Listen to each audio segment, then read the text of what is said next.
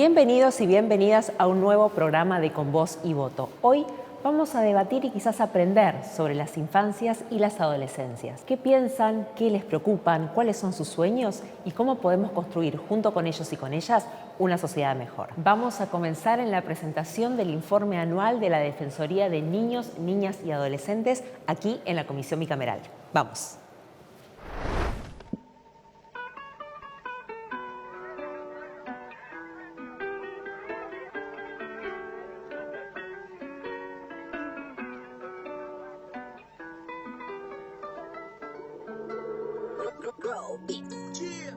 Bueno, Marisa, uno de los temas que se abordó en el informe tenía que ver con la importancia del federalismo, ¿no? Y de las distintas realidades de las infancias en la Argentina. ¿Por qué es importante tener esta visión más federal? Bueno, primero porque nosotros somos defensores de los derechos de todas las niñas, niños y adolescentes de la República Argentina. Y cuando algunas personas critican por qué ahora decimos infancias y no infancia, o niñeces y no niñez, es porque hay distintas realidades. Hay niños, niñas y adolescentes en muy buenas condiciones materiales de vida, pero con problemas en sus condiciones simbólicas de vida. Por ejemplo, el abuso sexual intrafamiliar atraviesa todas las clases sociales, desde las más poderosas y los más ricos hasta los más pobres. Hay infancias que viven condiciones naturales muy complejas, por ejemplo, no tienen acceso al agua. Entonces, cuando se habla en el mundo en plural de infancias y niñeces, es porque se contemplan estas diferencias, que son diferencias no solo de diversidad, y también, que es importante, y la aceptación de las diversidades, sino saber que hay distintas maneras, distintos lugares de transitar esta infancia y esta adolescencia. Y a veces solo tiene que ver con el destino y con el lugar en el que le tocó nacer a cada una y a cada uno.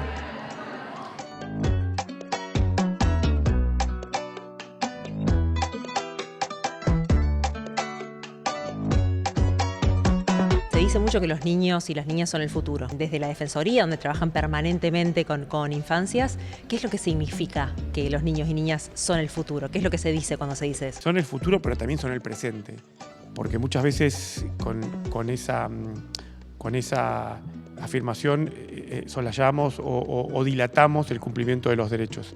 Son el presente y sí, es cierto que también son el futuro porque son las chicas y los chicos que van a vivir más tiempo.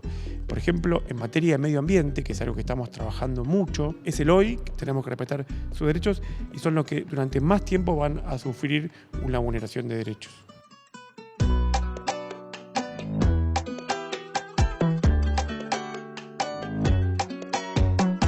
Primero, celebrar que podamos estar escuchando un tercer informe. Más allá de las diferencias que podamos tener, los derechos conquistados no los podemos perder porque a alguna persona que tiene alguna intencionalidad política se le ocurra. Entonces me parece que no solamente hoy es escuchar el informe de Marisa, sino también es repensar qué país queremos para nuestros niños, niñas y adolescentes y que no es cualquier modelo, no es cualquier forma, sino la que es respetuoso de los derechos. Porque sí, yo creo que donde hay una necesidad hay un derecho y es obligación nuestra de las políticas públicas garantizar que ese derecho se cumpla.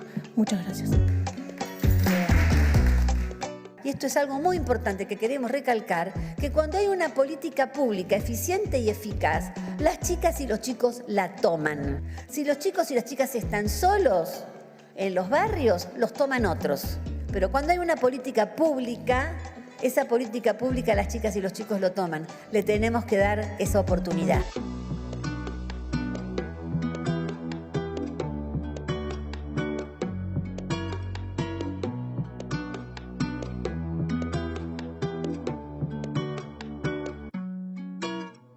Estamos en el año de los 40 años de democracia. ¿Qué se puede decir que son las deudas de la democracia, no solo para con las infancias, sino para la juventud? Conversábamos por ahí con otras legisladoras que quizás adolescentes y niños no tienen esa experiencia que tuvimos nosotros de pasar de un momento de un gobierno militar a entender y a disfrutar todo lo que significaba la vida en democracia.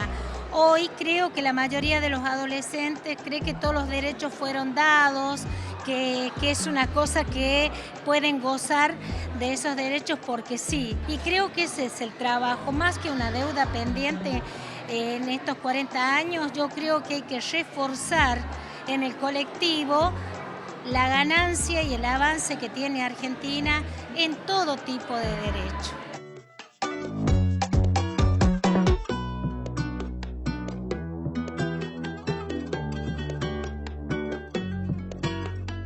El 90% de las peticiones que tenemos sobre violencia sexual corresponden al ámbito familiar, donde el potencial agresor es el padre o padrastro. Encontramos en la tramitación de esas causas y de esos casos disposiciones muy complicadas que intentan revincular, ¿no? Digamos, a la víctima con el potencial o presunto agresor.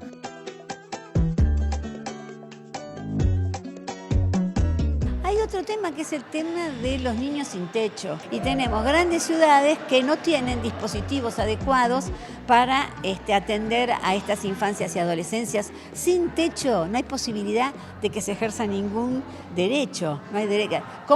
¿Dónde se hace la tarea? ¿Cómo se accede a una salita de primeros auxilios? Es decir, necesitamos que haya planes de vivienda que tengan en cuenta al momento de la adjudicación de esa vivienda a las familias con niños. Otro de los temas que están presentes en el informe es la necesidad de incluir la perspectiva de infancia en la ley de salud mental. ¿Cómo es ese vínculo de la salud mental con los niños, con las niñas, con la juventud? Sí, lo que solemos decir, y también lo dicen los especialistas, es que son dos leyes que no se cruzan. La ley de infancia, la ley 26061, no especifica en materia de salud mental, y la ley de salud mental solo se refiere a un artículo en materia de niños y niños, que es cuando la internación presupone que es involuntaria. No es mediante la internación que se solucionan estos problemas, sino que es mediante tratamientos ambulatorios, casas de medio camino. Todo eso se debería poner en marcha y fundamentalmente con equipos bien formados y bien remunerados.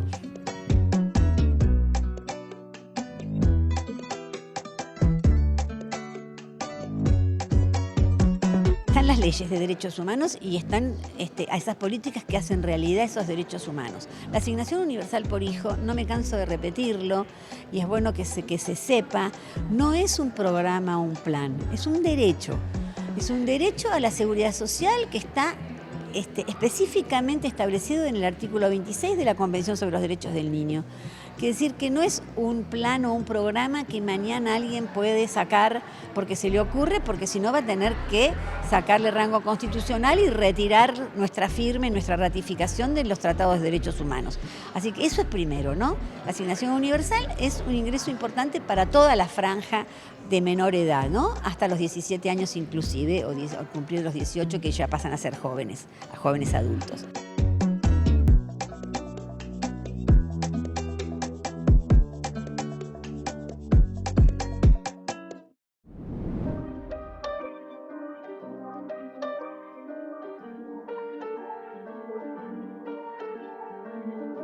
Hasta hace no mucho tiempo, la infancia y la adolescencia no eran consideradas etapas en sí mismas. Por el contrario, se pensaba que los niños, niñas y adolescentes eran adultos todavía no desarrollados o adultos en potencia. Eso lo vas a entender cuando seas grande, se sigue diciendo a veces, como si esos años de la vida fuesen solo un periodo de espera a la adultez. Tal vez por eso, en una sociedad adultocéntrica como la nuestra, sus propias voces no son tan valoradas como se merecen. Esto sucede a pesar de que sabemos que niños, niñas y adolescentes constituyen un grupo social vulnerable. 1, porque están en pleno desarrollo físico y psíquico. 2, porque su experiencia de vida es más corta. Y 3, porque dependen del cuidado de otras personas. A la par de esa vulnerabilidad propia de la edad, es en esos años de nuestras vidas que se conforman nada menos que nuestra personalidad, nuestra educación y nuestra forma de ver el mundo. La ONU lo ha dicho claramente, uno de sus derechos básicos es el de ser oídos y oídas, conocer qué temas les interesan y qué políticas públicas proponen para ellas y para ellos. En la Argentina, una ley creó en 2005 la Defensoría de Niños, Niñas y Adolescentes. La DEFE es una institución de derechos humanos pública, independiente, autárquica y federal. Su función es velar para que los derechos de las infancias y adolescencias sean reconocidos, respetados y restituidos si acaso les fueron quitados. La DEFE las y los cuida ante el Estado y ante cualquier individuo de la sociedad. A su vez, de sus logros y cuentas pendientes, la DEFE debe rendir cuentas al Congreso, una vez por año cuando presenta su informe ante una comisión bicameral. Claro, uno de sus mayores desafíos es hacerlos protagonistas, escuchar sus opiniones y saber qué temáticas les importan. ¿Qué tienen para decir las infancias, las adolescencias? ¿Qué piensan de este mundo? ¿Qué cosas les preocupan? ¿Cómo ven el mañana? En esas respuestas, en su mirada genuina y crítica, están las claves para pensar el futuro. Un futuro que ya les pertenece.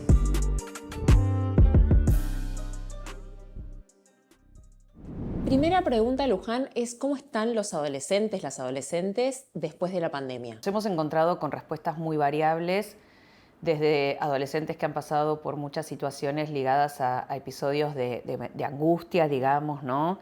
Que les costó retornar a la escuela, que les costó retornar las cuestiones más ligadas al lazo social. Muchas situaciones ligadas muchas veces a desánimo, sensación de vacío. Así como nos hemos encontrado con otros adolescentes que salieron desaforados, como viste, como cuando uno larga a los chicos en el campo y corren y no pueden parar.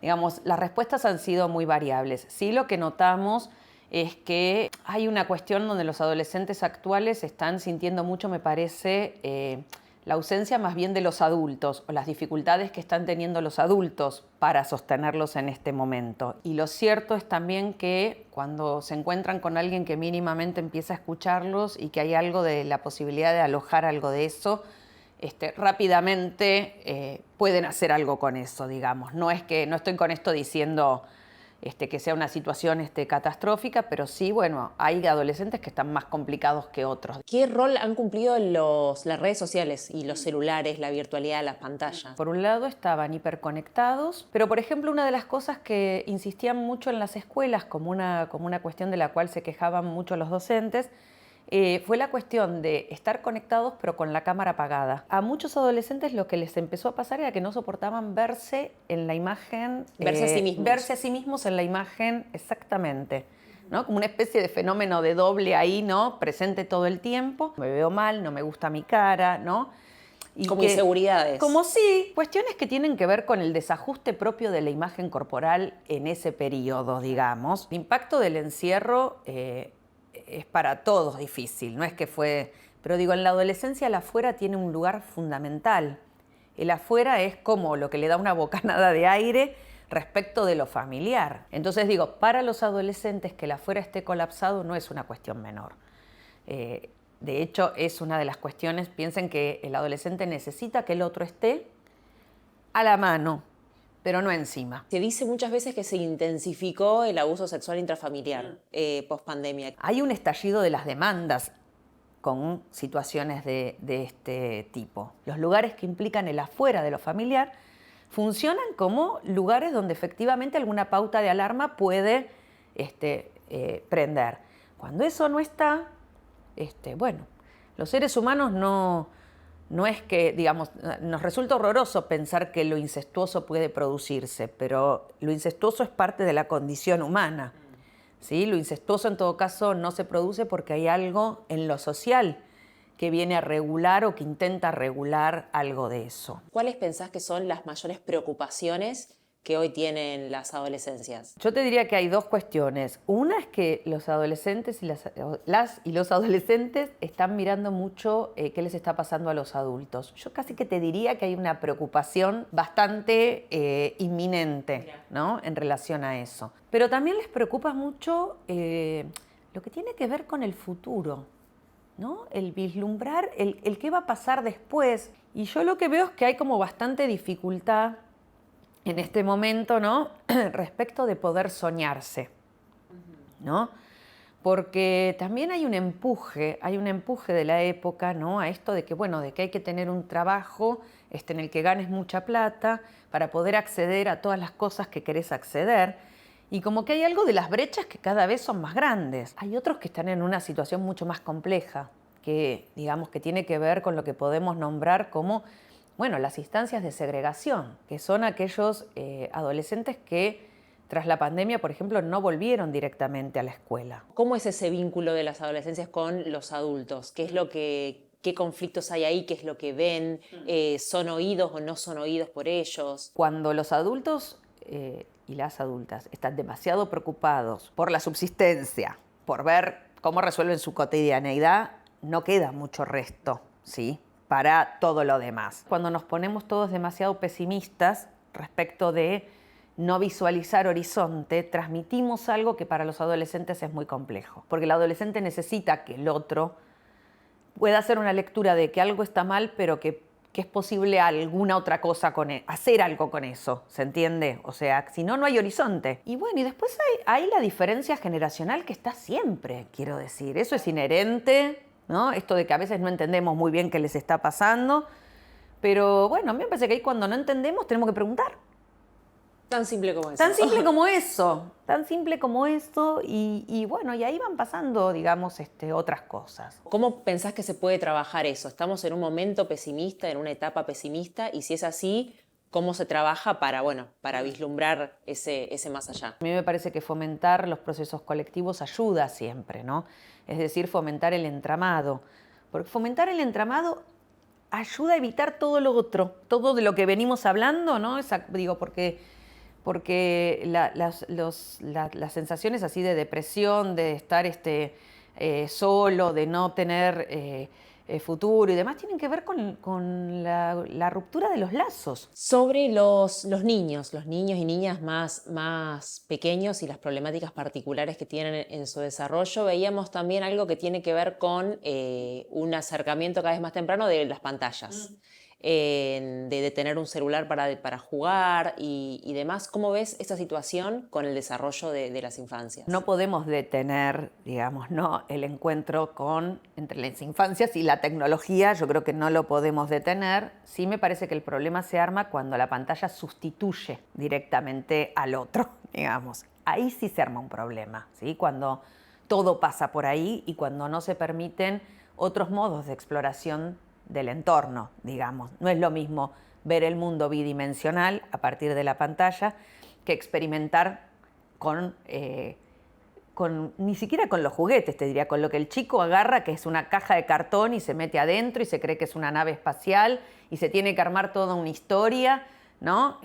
Digo, es como si uno dijera, hay algo de, digamos, el estar con la tecnología o el manejo tecnológico habilita ciertas funciones, pero deja en detrimento otras si no aparecen. El problema está cuando vos le das a un bebé de 1 año un celular para que no te moleste y se pasa todo el tiempo con el celular. Lo que vos estás haciendo con eso es, digamos, podría ser el celular o cualquier otra cosa que en su momento se le diera y que el niño se mantuviera con eso sin demandar nada. Vos lo que estás haciendo con eso es colapsar la demanda, que es que le pueda dirigir algún pedido al otro. Los niños no tienen ni que autoconsolarse, ¿sí? Los niños necesitan del otro para constituir su psiquismo. No hay psiquismo, no hay aparato psíquico que se constituya sin el lazo con los otros. Con este diagnóstico que tenemos de hoy, ¿qué es lo que podemos esperar, digamos, o cuáles son los desafíos que quedan de aquí en adelante para las adolescencias y las infancias? El desafío es para los adultos, no es para ellos. Digamos, el desafío es para nosotros. Nosotros tenemos que poder transmitirles que las crisis no se resuelven ni tomando medicación para cualquier cosa, y lo que muchos profesionales de la salud terminan haciendo, ¿no?, que es recetar muy rápidamente, ¿no?, psicofármacos para callar, ¿no?, lo disruptivo. Y yo no estoy en contra de que alguien reciba medicación puntual y durante un tiempo si la necesita, pero la medicalización masiva y creer que eso nos va a resolver la vida Es un problema de los adultos, no es un problema ni de los niños ni de los adolescentes. ¿Qué pensás que nos pueden enseñar a los adultos y a las adultas las infancias y las adolescencias que tienen ellos para traernos a nosotros como enseñanza? Ellos nos enseñan siempre, quiero decir, ¿no? También hay que entender que cuando recibimos niños, niñas, adolescentes, donde el otro no ha jugado demasiado la partida o el otro ha quedado muy corrido, ¿sí? No es fácil tampoco que se dejen alojar. Digo, ¿no? ¿Por qué? Porque hay algo de la confianza en el otro que está truncada, digamos. Por eso lo primero es el lazo.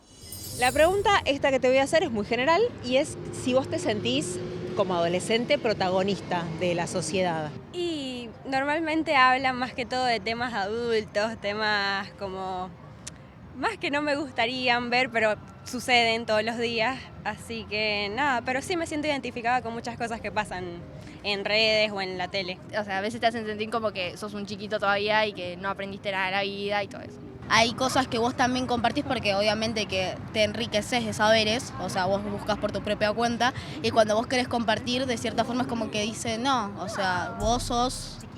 No sos como, no podés comprender lo que yo pasé, o sea, no tenés la edad o lo que sea, y no depende de la edad, sino también del conocimiento y la parte que vos también querés aprender y saber del tema. ¿Qué recuerdan de la pandemia? ¿Cómo pasaron ese momento y qué es lo que más extrañaban? Lo que más recuerdo fue estar jugando con mis amigos por el celular, por la Play o así. Lo que más recuerdo es estar con el celular todo el día. También lo mismo, estuve mucho más con el teléfono que ahora y nada, ver a mis amigos y también a mi familia. La pasé bastante mal, o sea, mal y bien a la vez, básicamente el entorno de mi casa, pero porque eran peleas constantes en mi casa y todo eso. Extrañaba mucho, no sé, salir, espacio verde. Yo me sofoca estar encerrada, encima no tenía ventanas en mi pieza, entonces creo que los espacios verdes es lo que más extrañaba. ¿Cómo pasaste la pandemia y qué extrañabas en ese momento?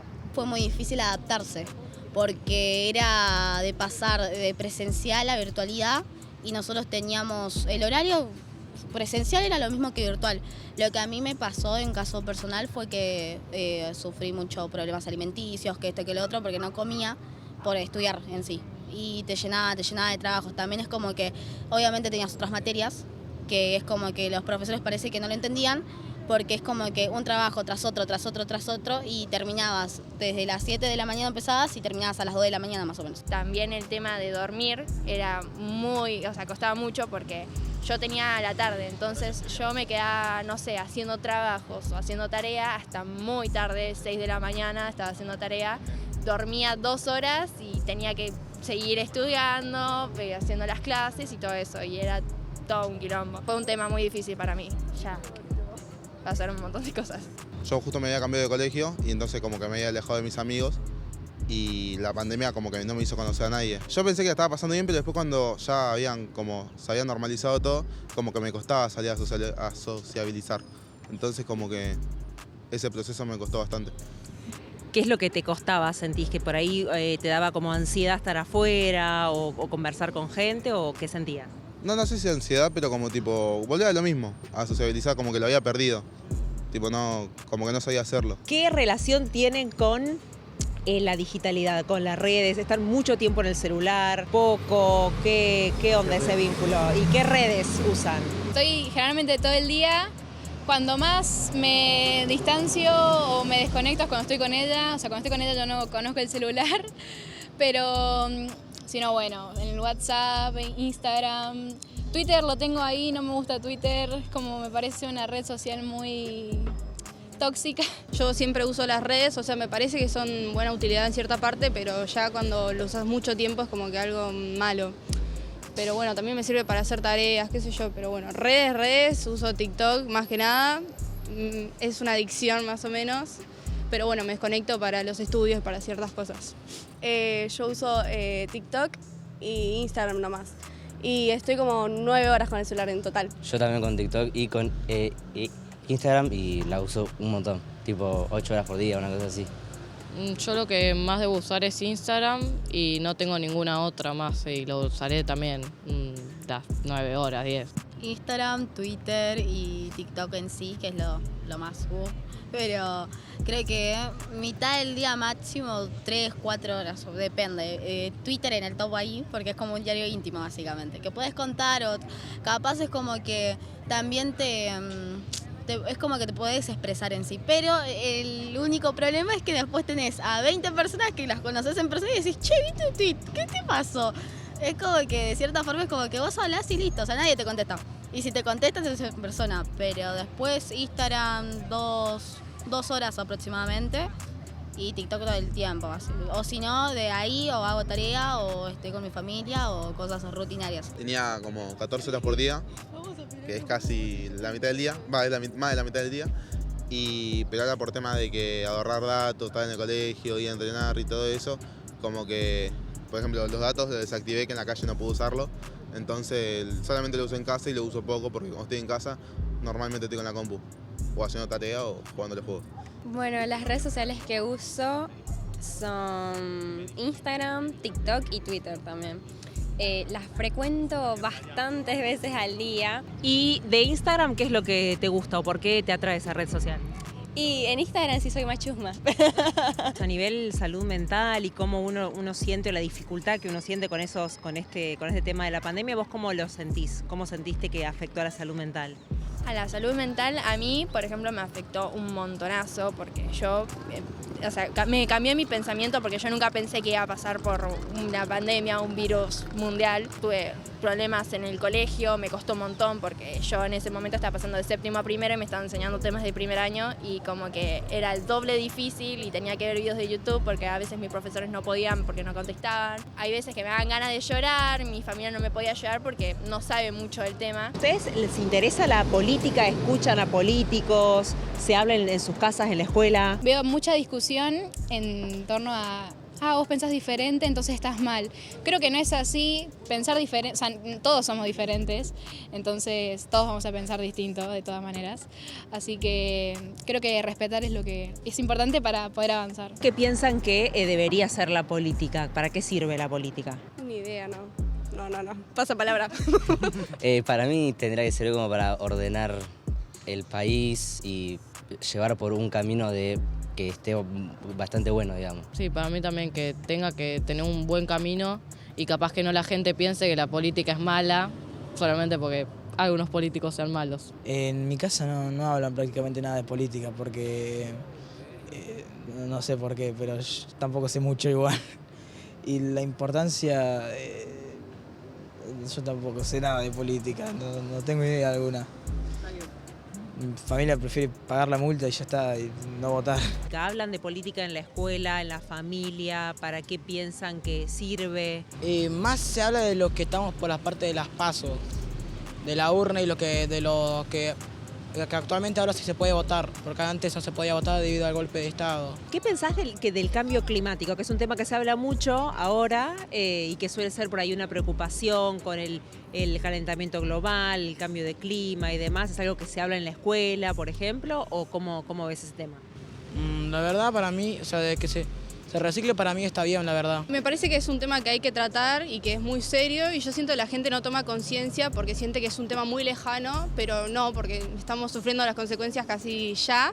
En mi escuela estamos viendo en geografía toda la contaminación del Amazonas, de la Amazonia y bueno, nada, me parece que es un tema súper grave y eso. Sobre el cambio climático, ¿lo charlan entre ustedes? ¿Les preocupa? Por ahí no lo charlamos tanto entre nosotros, pero en nuestro caso el colegio tiene una materia que se llama Proyecto Sociocomunitario Solidario, en el que hablamos en este año por lo menos del problema ambiental y de la gente en situación de calle. Sí, más que nada en el colegio, pero es verdad que entre nosotros no sale mucho el tema, pero igual no es que no se habla, o sea, se habla, pero no mucho como con capaz gente más grande. La última pregunta es, ¿qué esperan del futuro? ¿Qué esperas del futuro? ¿Qué te ves haciendo? ¿En dónde? Creo que desde muy chiquita siempre tuve la idea clara o sea, no porque el país no me gusta, porque el país me encanta, pero creo que de irme hacia afuera, pero más que nada por querer conocer y querer tener nuevas culturas. Bueno, yo soy de Córdoba, así que es un paso gigante estar acá, me mudé este año y me encantaría poder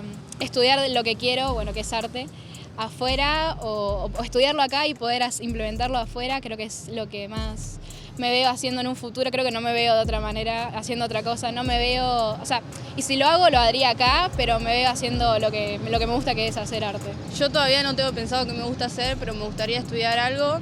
Me parece que somos muy chicos todavía para decidir una carrera que nos defina toda la vida, pero bueno, me gustaría estudiar algo, mantenerme por mí misma, independiente, me gustaría salir del país porque nunca salí del país, explorar nuevos países, como dijo ella. Y nada, eso. Tengo muchas expectativas, más que nada con lo que quiero estudiar, que es abogacía, y tengo la idea de graduarme y todo, pero por el futuro que le veo al país no sé si lo voy a llegar a concretar o no, como yo me lo imagino. Sí, yo trabajar más que nada de lo que me gusta o capaz de lo que pueda y que capaz el país mejore un poco más. Que el país mejore económicamente, porque si no, lamentablemente, la mayor parte de los que ahora son adolescentes y pueden tener un futuro para salir, van a salir y no se van a quedar en Argentina cuando es un país muy lindo. Pero espero verme en años acá, trabajando de lo que me gustaría en ese momento y que estemos todos bien económicamente y no que haya irse del país por tener una economía mejor o por poder comer mejor. Escuchar lo que tienen para decirnos las infancias y las adolescencias es fundamental para derribar prejuicios, para aprender y sobre todo para construir un futuro mejor para todos y para todas. Escuchar qué cosas les interesan, qué cosas les preocupan y qué les piden al mundo de los adultos, de las adultas. Hasta acá llegamos, nos vemos en el próximo programa.